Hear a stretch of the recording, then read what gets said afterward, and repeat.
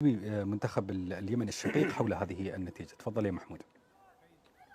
شكرا لك حامد. ينضم لي في هذه الأثناء الكابتن عبد الواسع المطري لاعب المنتخب اليمني الشقيق. نقول لكم هارد لك.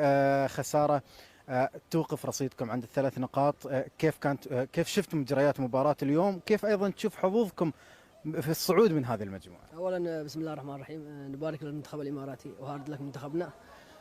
حاولنا نلعب على واقعنا وعلى إمكانياتنا.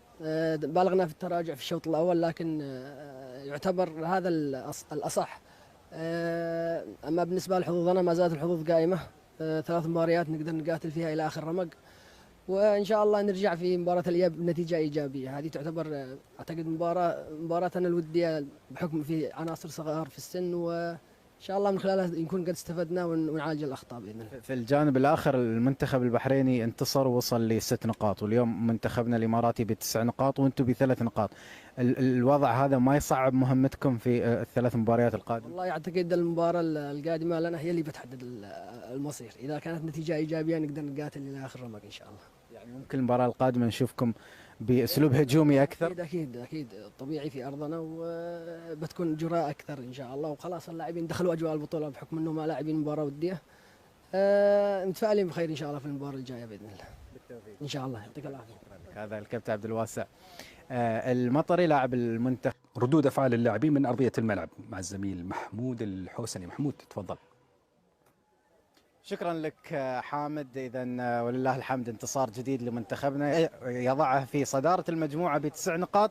محمد عباس ينضم لي في هذه الأثناء. محمد مسا عليك بالخير، مبروكين هذا الفوز. يمكن صعبتوها في بعض لحظات المباراة، لكن الزين في الموضوع أنكم رجعتوا وتداركتوا وفزتوا في المباراة. أول شيء بسم الله الرحمن الرحيم، الحمد لله رب العالمين على الفوز. أحب أشكر إخواني اللعيبة على المجهود الطيب، أشكر المدربين، أشكر الجمهور اللي حضروا بكل أمانة ما قصروا معنا وأبارك لهم. وهذه مباراة وخلصت، تركيزنا كله على المباراة الجاية إن شاء الله. أكيد إن شاء الله. يعني اليوم 3 انتصارات 9 نقاط في الصدارة، تعطيكم بعض الأريحية في هذه المجموعة محمد؟ نحن أيوة بكل أمانة، نحن كلعيبة ندخل كل مباراة نحاول أن ناخذ 3 نقاط، وإن شاء الله أن نقدر نوصل لهدفنا بإذن الله. بالتوفيق. يعني شكرا لك. أيضا نجم المباراة سلطان عادل الأميري، يعطيك العافية. ورأسيتك اللي أنقذتنا في مباراة اليوم، مثل ما ذكرت لمحمد يمكن صعبتوها في بعض لحظات المباراة، لكن في النهاية الأهم أن نفزنا في النهاية. أول شيء بسم الله الرحمن الرحيم، بارك لجمهور دولة الإمارات على هذا الانتصار. ما قدمنا المطلوب، لكن أهم شيء أخذنا 3 نقاط، وإن شاء الله نعوض في المباراة القادمة إن شاء الله. تعوضون من ناحية شو؟ الأداء؟ الأداء والنتيجة. إيه نعم. يعني مو براضين عن النتيجة سلطان؟ لا طبيعي، بس أخذنا المطلوب، وإن شاء الله نقدم أفضل أداء المباريات القادمة إن شاء الله، ونتأهل إن شاء الله. إن شاء الله. إن شاء الله يا رب. مشكور. شكرا لك. هذا كان حديث سلطان عادل نجم المباراة، وأيضا من قبله محمد عباس. برجع لك بعد قليل حامد مع لقاءات أخرى. شكرا لك محمود.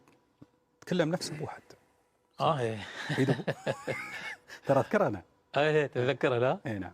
على فكرة حتى بعد تحليليا زين، أنا مرة شفته تفاجأت فيه أبوه عادل محمد. نعم. قدم له دعوة عندك.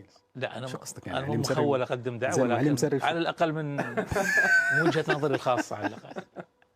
هل عيبك الشوط الثاني ولا نفسي؟ لا ما كان في تغيير كبير حامد، يعني التغييرين اللي اجراهن المدرب حتى بالنسبه لي انا على الاقل شخصيا ما كانوا مبررات.